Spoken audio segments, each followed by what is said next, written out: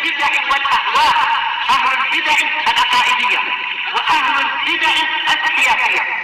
أنا أقول بيننا وبينكم السلف، بيننا وبينكم الكتب، كان فيقول البدع بيننا وبينكم. الحمد لله رب العالمين، والصلاة والسلام على رسوله الأمين وعلى آله وأصحابه ومن تبعهم بإحسان إلى يوم الدين. أما بعد، ikhwani fillah rahimani wa rahimakumullah. Pertemuan kemarin kita telah masuk pada kaidah yang keempat yang berhubungan dengan dalalatu asma'illahi ta'ala. Nah, di mana nama-nama Allah Subhanahu wa taala yang telah kita lewati bahwasanya semua nama menunjukkan atas zat dan sifat. Dari sisi penunjukannya terhadap zat, maka nama-nama Allah itu mutaradifah. Kemudian dari sisi penunjukannya terhadap sifat, maka nama-nama Allah Subhanahu wa taala itu mutabayyinah. Nah sekarang kita penunjukan nama-nama Allah Subhanahu wa taala tadi atas zat dan sifat-sifat Allah itu bisa berupa tiga bentuk dalalah. Baik itu al-mutabaqah atau tadammun atau iltizam. Baik.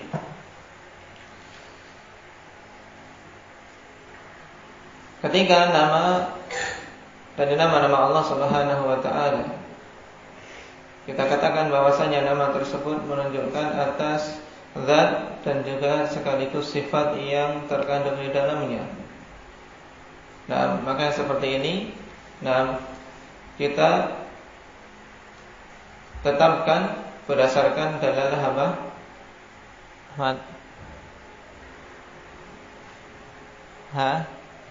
Al-mutabaqah, yaitu karena nama menunjukkan atas nama itu sendiri dan sifat, yaitu menunjukkan zat Allah dan sifat yang terkandung di dalamnya.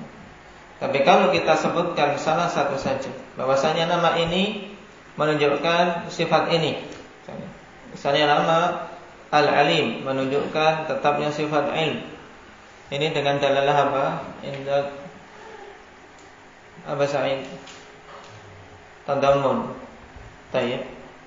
Kemudian ketika kita menetapkan dari suatu nama dengan apa? Sifat yang lain yang di luar cakupan lafaz dari nama tersebut. Misalnya pada sifat atau pada nama Allah Subhanahu wa taala Al-Alim. Al-Alim. Baik. Kita tetapkan bahwasanya Allah Subhanahu wa taala akan membalas semua apa yang dilakukan oleh hamba-hambanya. Baik, tidak akan ada satu amalan pun yang terluputkan. Ini kita mengambil istidlal dengan dalalah apa? Aba Abdullah iltizam. Ini penerapan kaidah yang keempat. Baik. Dan contoh yang lain kita baca untuk semakin memperjelas maksud dari kaidah yang keempat ini. Amtsilatun tawdihiyah.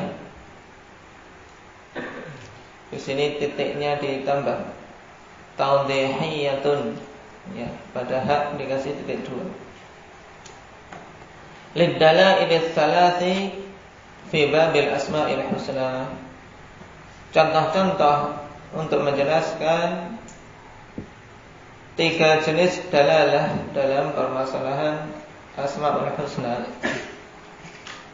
Contoh yang pertama Ismur Razzaq. Ar-Razzaq huwal qa'imu ala kulli nafsin bima yuqimuha, yaitu zat yang memenuhi kebutuhan semua jiwa dengan perkara-perkara yang dia butuhkan untuk bisa hidup. Ini maksud al-qa'im ala kulli nafsin bima yuqimuha, yaitu zat yang menanggung, yang memberikan kebutuhan atas semua jiwa-jiwa yang Allah Subhanahu wa taala ciptakan dengan hal-hal yang jiwa tadi bisa hidup, bisa tegak di dunia ini. Dalalatun mutabaqah, ketika kita ingin dalam beristidlal atau menjelaskan penunjukan nama Allah Subhanahu wa taala Ar-Razzaq secara mutabaqah, maka kita katakan bahwasanya nama Allah Ar-Razzaq yadullu 'alal ismi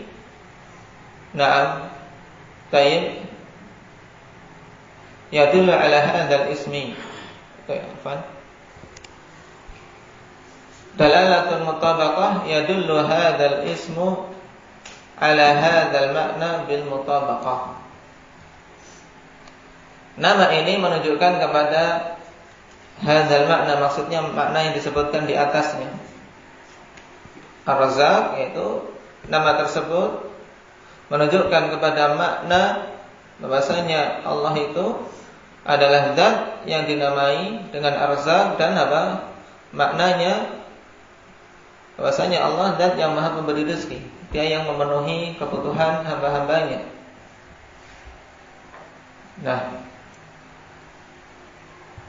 Ini makna secara mutabaqah. Kemudian dalalat tadammun wa yatadammanu Razzaq sifatar rizq. Dan nama Allah Subhanahu wa taala Razzaq terkandung di dalamnya sifat rizq. Ini dalalat tadammun. Kemudian dalalatul luzum atau iltizam. Wa yalzamu an yakuna Razzaq ghaniyan. Melazimkan bahwasanya nama Allah Subhanahu wa taala Ar-Razzaq berarti Allah mesti zat yang maha kaya. Bagaimana dikatakan Razzaq kalau dia fakir? Makanya Allah Subhanahu wa taala bantah mereka-mereka yang mengatakan bahwasanya kami itu kaya dan Allah itu fakir. Siapa mereka ini? Indak Aba Zaid.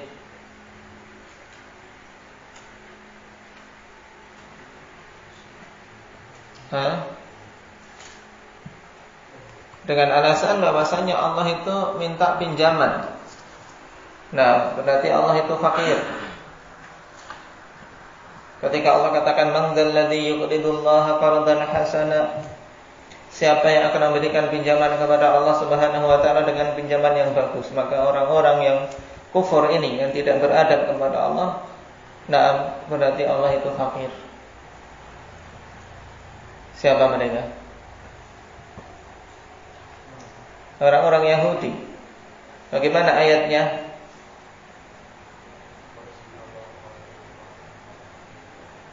Laqad sami'a Allahu qawla alladziina qalu innallaha faqirun wa nahnu aghniya. Ini tentunya sungguh tidak beradab. Allah itu fakir dan kami ini kaya. Jelas. Ini pernyataan yang batil. Kita bantah di antaranya dengan nama Allah Ar-Razzaq. Allah di antara nama-namanya Ar-Razzaq, berarti mesti Allah itu zat yang maha kaya. Dan rezeki kita semuanya dari Allah. Bagaimana kita katakan Allah itu fakir sedangkan diri-diri kita itu kaya? Untuk bantahan orang-orang Yahudi. Dan ketika Allah bernama Ar-Razzaq juga kelazimannya berarti Allah itu qadir, mampu, hakiman. Hakiman yaitu bijak. Kenapa? Karena Allah Subhanahu wa taala bagi rezeki sesuai dengan Sesuai dengan hikmah. Ada yang diluaskan, ada yang disempitkan, tapi semuanya diberi rezeki. Cuma kaya, miskin itu berbeda-beda. Dan Allah Maha bijaksana dalam hal tersebut. Nah, oleh karena itu seorang muslim hendaknya yakin apa yang Allah Subhanahu wa taala pilihkan kepada kita berupa rezeki itu yang paling baik. Nah, kalau seperti ini, hidup kita akan tenang. Dengan qanaah menerima rezeki yang Allah Subhanahu wa taala berikan. Tinggal kita mengejar sesuatu yang memang kita diperintahkan untuk mengejar. Yaitu perkara akhirat. Sedangkan rezeki dunia yang Allah bagikan kepada kita itu sudah yang paling bagusnya untuk kita. Baik, selama punggung kita bisa tegak dalam beribadah dan keluarga kita bisa makan serta tertutupi auratnya. Kemudian selainnya kita gunakan untuk mewujudkan tujuan kita diciptakan. Allah Maha bijak. Ini maksudnya. Jangan keadaan kita seperti keadaan orang-orang yang tidak beriman. Yang melihat orang-orang kaya kemudian merasa Allah Subhanahu wa taala adil. Kenapa mereka diberi rezeki lebih luas sedangkan aku tidak? Tapi yakin yang Allah berikan dan pilihkan untuk kita itu yang terbaik. Karena terkadang seseorang dia bisa istiqamah di atas kekurangan, bisa istiqamah di atas kesederhanaan, tapi tatkala Allah bukakan rezeki baginya langsung tidak mampu untuk menghadapi ujian tersebut. Walau basatallahu rizqa li ibadihi labaghaw fil ard. Seandainya Allah Subhanahu wa taala luaskan rezeki untuk semua hamba-hambanya, tentunya mereka akan melampaui batas di muka bumi. Tapi Allah Subhanahu wa taala pilih siapa saja yang Dia kehendaki. Ini salah satu dalalatul iltizam dari nama Allah Ar-Razzaq.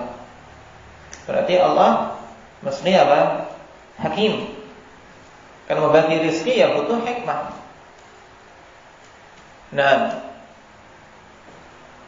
Wa ghairuhu minal asma'il mutadamminati li hadzal ma'na, dan yang lainnya dari nama-nama yang terkandung di dalam makna ini. Ya, dari nama-nama yang terkandung dalam makna tersebut yang merupakan kelaziman dari nama Allah Ar-Razzaq. Contoh yang kedua, Ismur Raqib. Makna Ar-Raqib huwa al-hafizul muhsi li a'malil ibad, yaitu zat yang menjaga dan mengawasi amalan-amalan hambanya. Allah jaga amalan-amalan hamba, kemudian Allah Subhanahu wa taala awasi, kemudian dicatat, dihitung. Ini makna dari nama Allah Ar-Raqib. Jadi tidak ada yang luput satupun dari amalan-amalan hamba. Dalalatul mutabaqah dari nama tersebut ya makna tadi, yaitu hadzal ismu ala hadzal makna bil mutabaqah. Secara mutabaqah Ar-Raqib ya al-Hafiz al-Muhsi li amalil ibad. Kemudian dalalatul tadammun wa yatadammanu ar-Raqib sifatan muraqabah.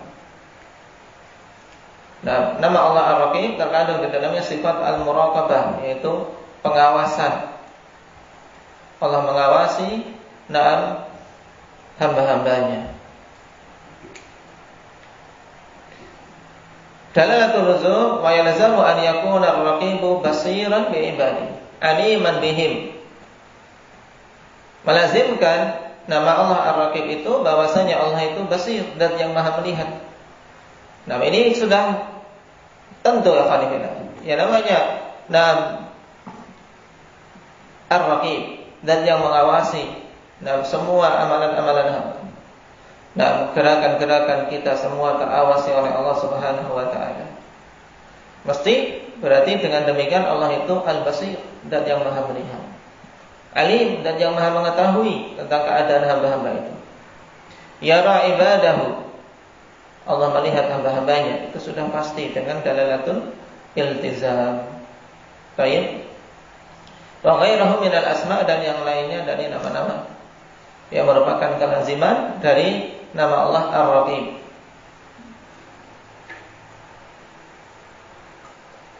Baik. Kemudian yang ketiga, Ismul Musawwir. Di antara nama Allah Al-Musawwir, dalilnya apa? Indah Ja'far. Wallahu al-khaliqul bari'ul musawwir. Apa makna al-musawwir? Huwal munshi'u khalqahu ala suwarin mukhtalifah. Maknanya dialah yang menciptakan makhluk-makhluknya di atas bentuk-bentuk yang berbeda-beda. Dan Ali berbeda dengan Hanafi. Tayyib berbeda dengan Zain dan yang lainnya. Manusia berbeda dengan kera. Tayyib, Allah Subhanahu wa taala ciptakan makhluk-makhluknya dengan bentuk yang berbeda-beda. Ini kandungan dari nama Allah Al-Musawwir, penunjukan maknanya. Nah, secara mutabaqah menunjukkan hal tersebut. Kemudian dalalatul tadammun wa yatadammanul musawwir sifat at-taswir.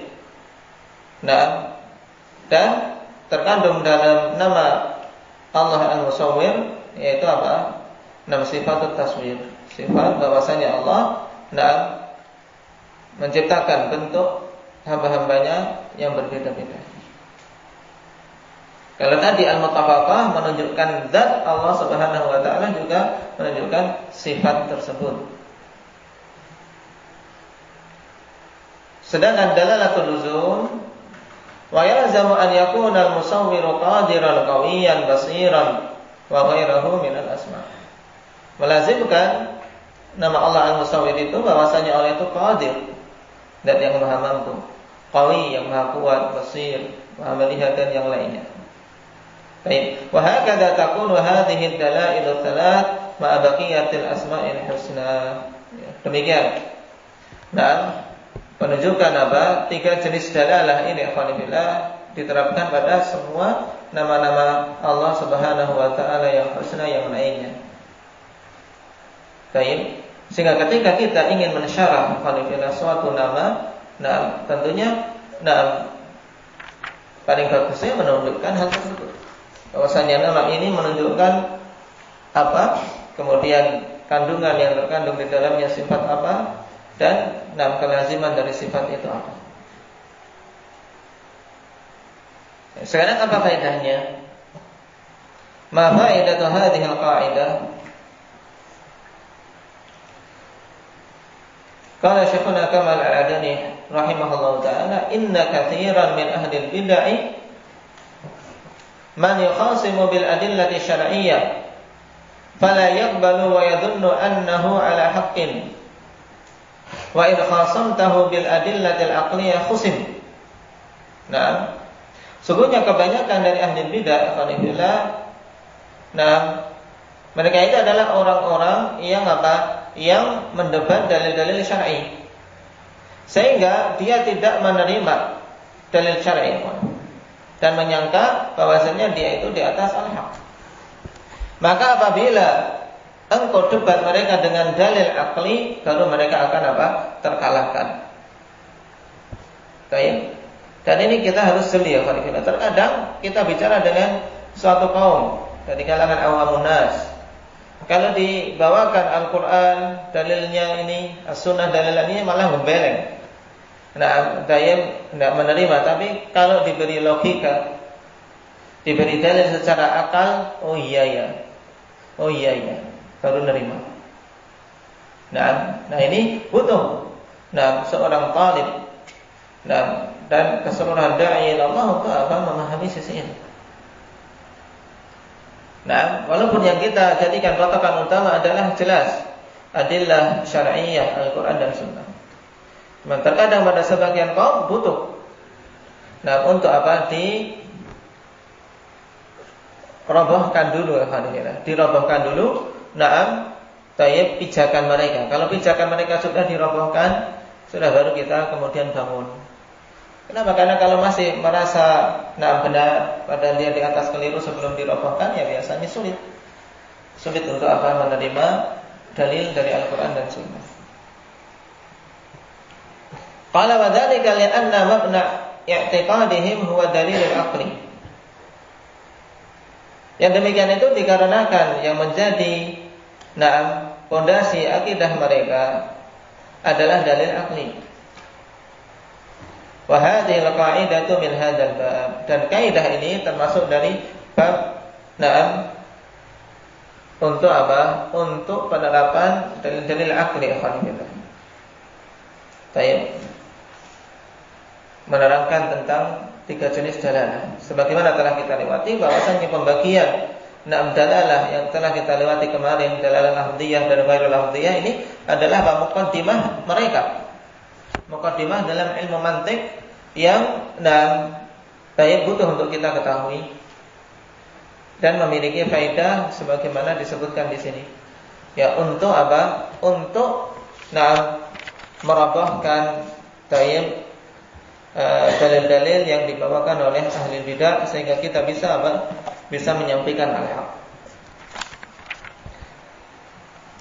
Walidha najidu Syekhul Islam rahimahullahu ta'ala wa ghayruhu min a'immatil Islam yuhawiruna ahlal bid'ah bimantiqihim. Oleh karena itulah, kita dapati Syekhul Islam dan yang lainnya dari para imam yang memang kokoh dari sisi keilmuannya. Makanya digelari beliau dengan Syekhul Islam, yaitu Taimiyah ini ikhwanifillah. Kenapa? Ini bukan karena apa? Semata-mata cuma sekedar gelar label yang didapat dengan apa? Dengan ijazah dan seterusnya. Tapi karena memang umat mengakui tentang keluasan ilmu. Pada semua cabang-cabang ilmu beliau menguasai. Ilmu akidah, kita lihat kitab-kitab beliau ikhwanifillah. Pembahasan beliau dalam masalah akidah menjadi rujukan dan memiliki kekuatan yang subhanallah. Dan kekuatan istidlal, kekuatan membantah ahli bidah. Dari sisi fikih tidak perlu ditanya bagaimana istinbat beliau dalam masalah-masalah fikih. Makanya Majmu' Fatawa termasuk rujukan di antara rujukan terpenting bagi para penuntut ilmu. Baik. Yang kemudian dari Majmu' Fatawa itu dikeluarkan beberapa masail khusus di tahqiq seperti Fatwa Hamawiyah, Tadmuriyah, dan seterusnya. Kita dapati beliau membantah, apalagi kitab khusus membantah apa? Membantah mereka dari sisi akal, yaitu apa? Dan ta'arud bainal aqli wan naql. Di sini beliau bantah secara tuntas alhamdulillah. Berhubungan dengan masalah akal dan dalil-dalil akli dan dalil-dalil naqli. Dengan kalimat-kalimat yang kokoh.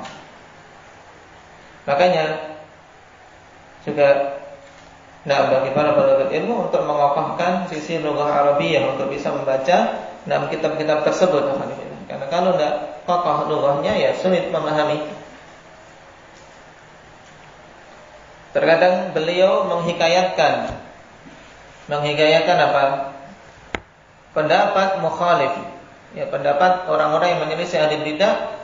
Kemudian kita hanya cuma menyuplik di situ, dikiranya Syekhul Islam berpendapat dengan hal tersebut, padahal sedang mencuplik pendapat mereka untuk dipaparkan dulu baru kemudian dibantah. Ini banyak.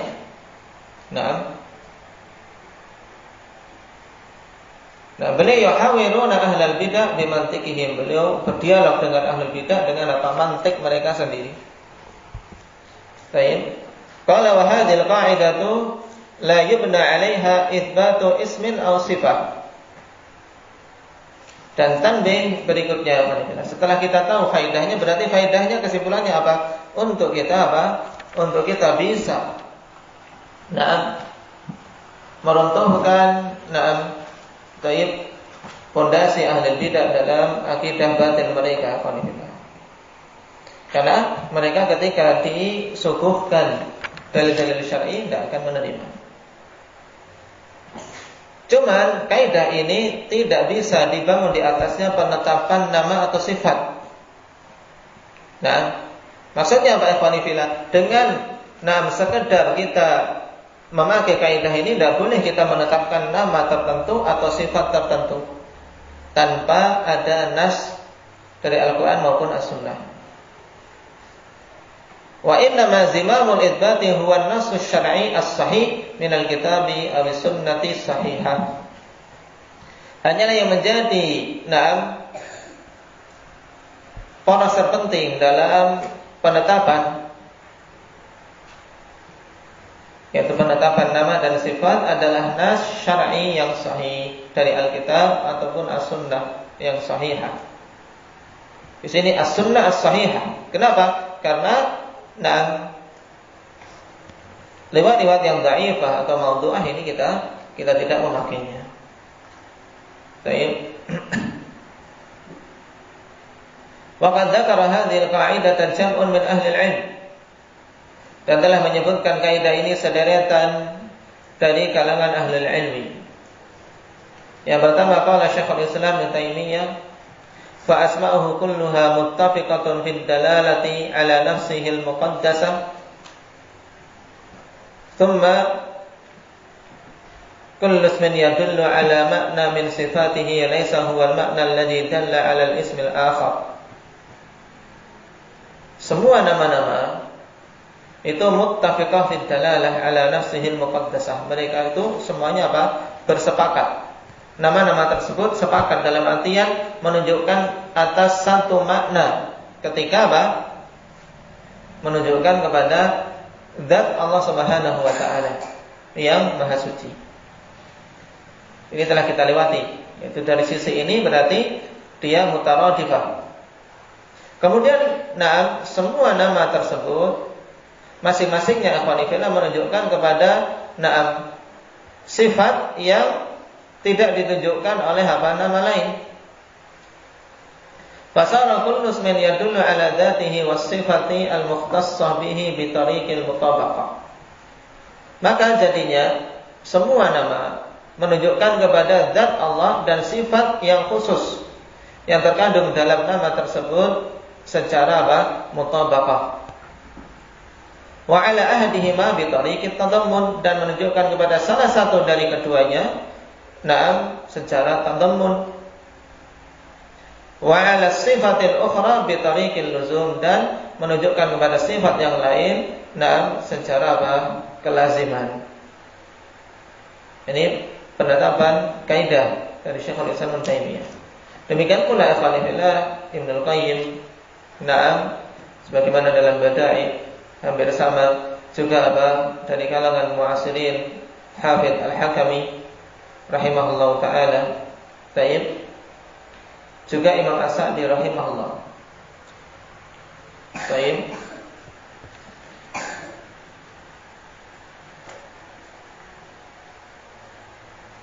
Ini berhubungan dengan asal dari kaidah dan faedahnya apa. Kemudian yang menyebutkan dari kalangan mutaqaddimun, di antaranya siapa saja. Kita kembali kepada asal kitab, pada pokok kitab. Syekhul Islam Syekh Ibnu Utsaimin rahimahullah taala mengatakan selanjutnya, wa lihada lamma dzakara Allahu khalqas samawati wal arda qala lita'lamu anna Allah ala kulli syai'in qadirun wa anna Allah qad ahata bi kulli syai'in ilma. Baik. Ini kelanjutan yang kemarin. Ketika membahas sifat nama al-khalq, bahwasanya nama Allah al-khaliq menunjukkan secara mutabaqah atas apa? Apa Mujahid? Nama Allah al-khaliq secara mutabaqah menunjukkan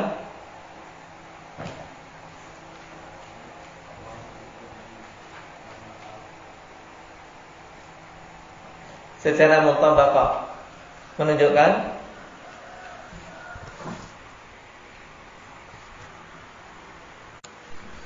Nah, menunjukkan zat Allah Subhanahu wa taala yang dinamai dengan Al-Khaliq itu. Juga menunjukkan apa? Sifat Al-Khalq. Nah, ini secara mutabaqah. Secara tadammun berarti apa? Secara tadammun menunjukkan apa? Nama Allah Al-Khaliq.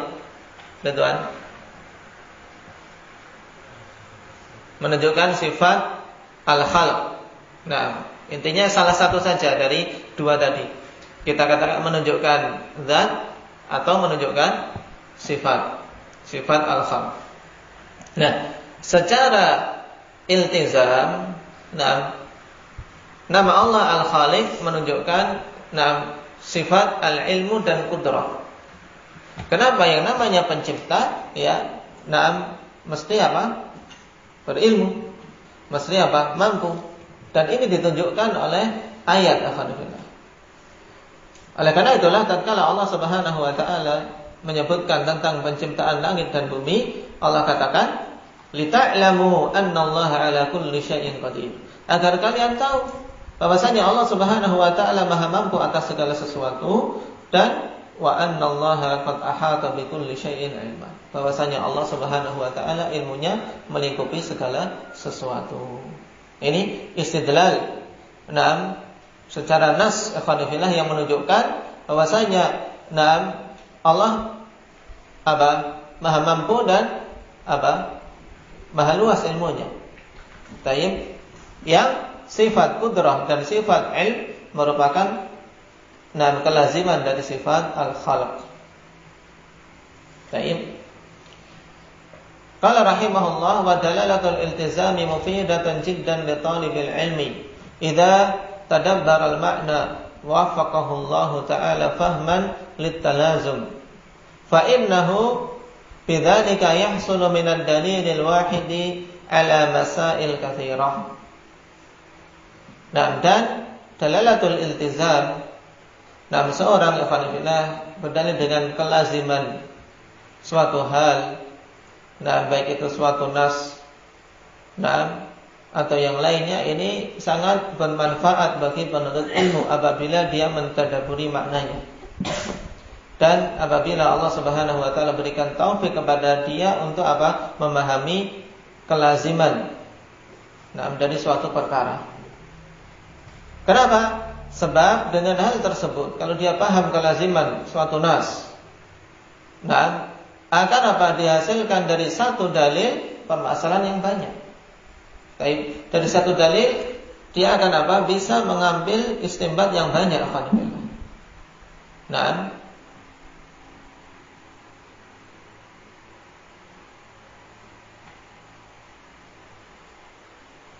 Dan ini salah satu juga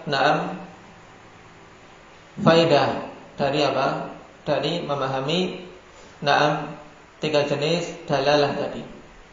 Sebagai contoh misalnya, misaluhu, contohnya hadits lallahu arhamu min hadhihi biwaladiha. Allah itu sungguh lebih sayang daripada perempuan ini terhadap anaknya. Allah itu lebih sayang terhadap hamba-hambanya melebihi sayangnya seorang perempuan yang kehilangan bayi yang dia susui kemudian dia mendapatkannya. Indah hadzal hadits Al-Hafidz Ibnu Hajar rahimahullah taala mengatakan Dzakara Al-Hafidz fil Fath inda hadzal hadits iddata fawaid istanbataha minhu. Dari hadits ini Al-Hafidz menyebutkan faedah-faedah yang banyak yang beliau ambil istinbat darinya. Wa hadza katsirun min al-ahadits takunu fiha dalalatul luzum nafi'ah. Dan demikian pula banyak dari hadis-hadis yang ada padanya dalalatul luzum yang bermanfaat. Baik. Adapun pembahasan berikutnya yang juga masih berhubungan dengan hal ini. Insyaallah kita ambil pada pertemuan yang akan datang. Tentang kelaziman suatu qaul. Apakah perkataan ketika memiliki suatu kelaziman, kelaziman itu mesti harus ditetapkan ataukah tidak? InsyaAllah kita ambil pada pertemuan yang akan datang. Dan memang pembahasan untuk kaidah yang keempat lumayan karena hubungannya dengan mantik dan juga dalam usul dibahas juga masalah ini. Maka pahami dengan baik. Baik. Pahami adapun susunan kalimat ya akhwanillah. Nah, antum susun. Jangan dihafal. Kalau seperti ini jangan dihafal toh. Kalau dihafal toh enggak paham. Pahami baru ungkapkan. Naam. Nasallallahu alaihi wasallam.